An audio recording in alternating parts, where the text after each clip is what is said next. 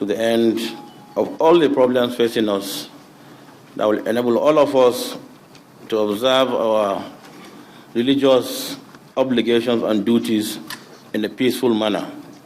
Today we have an opportunity to bear our minds to the President, Commander-in-Chief of the Armed Forces of the Federal Republic of Nigeria, who set up a committee to look into the insurgent activities, particularly in the north. But I believe that committee should also look at other criminal activities happening in other parts of the country. But this is the first step. Let's stabilize Northeast in particular and then move to other places. I remember in this very hall, when President Goodluck Jonathan was campaigning, he requested to see the Muslim leaders under Jamaat Nusrat Islam.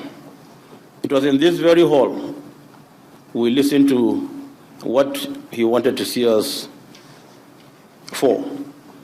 And we gave him our agenda, the Muslim agenda. This is what we want from him.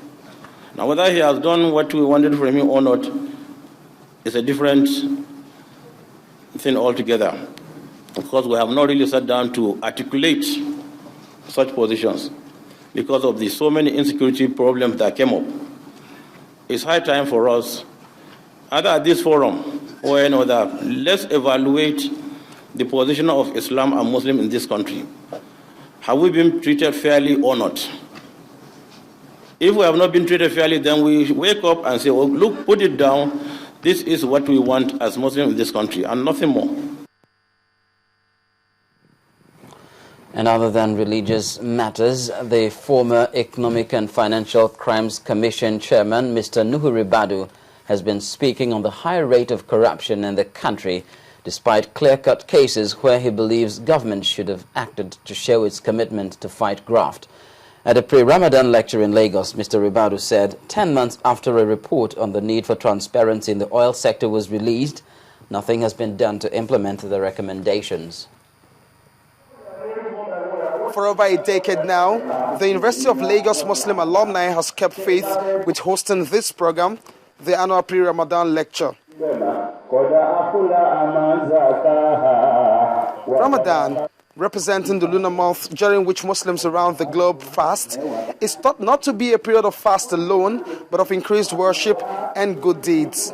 And so, as faithfuls here gather in preparation for the holy month, they are advised on the need to shun corruption, which is said to be the bane of sectors like health, security, education, and more. Don't be greedy. Don't be selfish. Always be considerate. Consider the interests of others.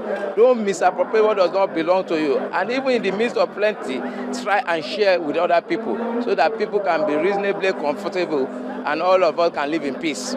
If God has a period of amnesty, Ramadan is a period of amnesty, to say whatever you have done wrong, you have wronged your fellow human beings, you have been less dutiful to me in your worship in the last 1 year. Oh, I have a window of opportunity for you to seek forgiveness and, of course, to also be more responsible. We spoke to the crusader himself, Malam Nuhu Ribadu, on the recent oil and gas sector reforms. Now is 10 months. Not a word. So there is nothing about controversy. I mean, it's simple. It's a report that called for transparency and accountability in the sector. There is nothing there that is any serious other than just open up the place. Let's know what we are producing. Let's follow the money and see where the money is coming from, where it is going, and why it ends up. Let's do what other countries are doing. Let's not do things in a close and behind the doors. Improve, the way we are recording what we are producing from the ground. We don't even know. This is what the report said. One thought line resonates around speakers at this forum, and that's the need to shun greed, love God, be compassionate to others, and the lessons of giving. Olu Phillips, Channels Television News. Still to come on News Track, 175 inmates escaped from a medium security prison in Akure, the Ondo State capital. And the transport sector in Abia State gets a boost. You see, life has just got easier. You stay connected to Channels TV, where news and innovations are shaping our world. Simply log on to channelstv.com to get the breaking news. Browse the homepage according to what matters to you. Tap on the extended coverage of business, sports, politics, lifestyle, infotech, entertainment, health, world news, and lots more. Click on the live link and see the news in real time.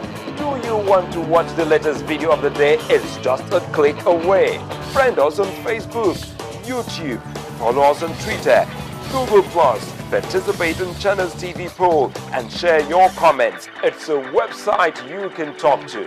Your voice will be heard. ChannelsTV.com. The news at your fingertips.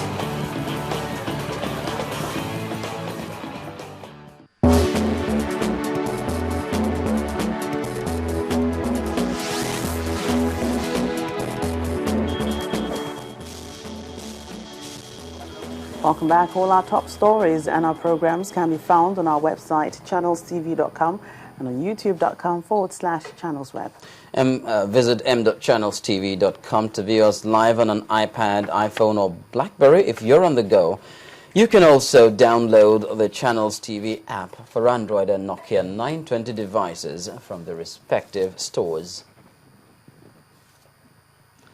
A jailbreak in Akure, the Ondo state capital, has left the authorities in search of about 175 prison inmates who escaped after gunmen attacked the Olokuta medium security prison a few minutes after midnight on Sunday morning. According to the Ondo State Controller of Prisons, Mr. Tunde Olaiwola, the attackers used dynamite to break through a section of the prison's walls before opening fire at the wardens on duty.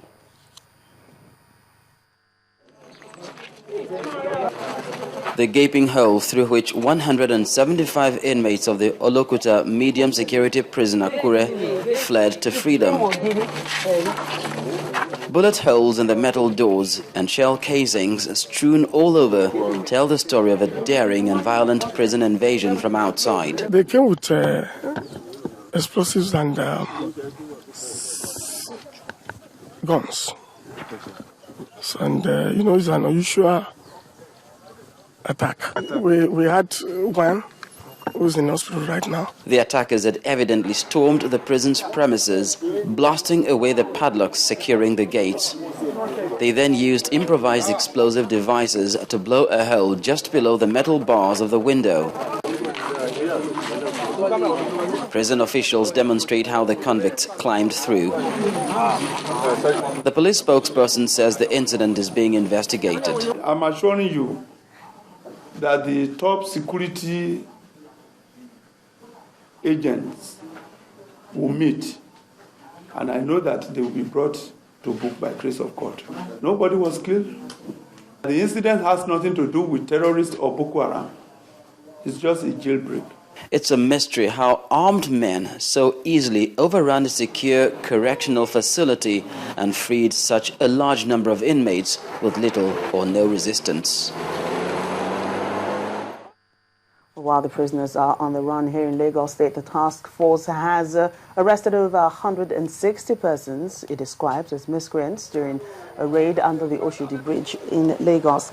According to the task force office on the environment, the raid was carried out yesterday in Okomola area and under Oshodi Bridge. Parading the suspects, which include underage girls, the chairman of the unit, Bayo Sulaiman, explained that the exercise will reduce crime across the state. We've promised to continue to monitor Oshodi after declaring some years back.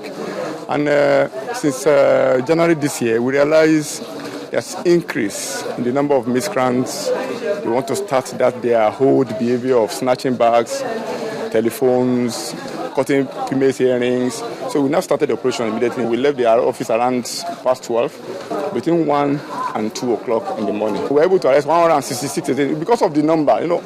We can't imagine to get that kind of number in one location and at a swoop. And among those people arrested were people that we have arrested before, females and males. In the southeast, the Abia